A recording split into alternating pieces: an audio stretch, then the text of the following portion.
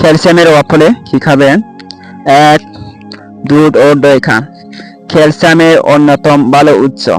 ২. পনির ও ছানা খান, হাড় ও দাঁত মজবুত রাখতে সাহায্য করে। ৩. ছোট মাছ, কাটা সহ খান, যেমন মলা, পুঁটি, খাসকি ইত্যাদি। ৪. ডিম খান, বিশেষ করে ডিমের কুসুমে কিছু ক্যালসিয়াম ও ভিটামিন ডি থাকে। ৫.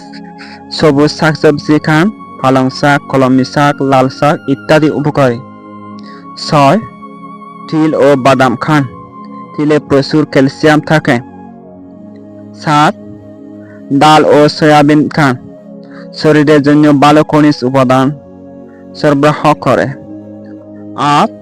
রোদে কিছু সময় থাকুন, ভিটামিন ডি ক্যালসিয়াম শোষণে সাহায্য করে।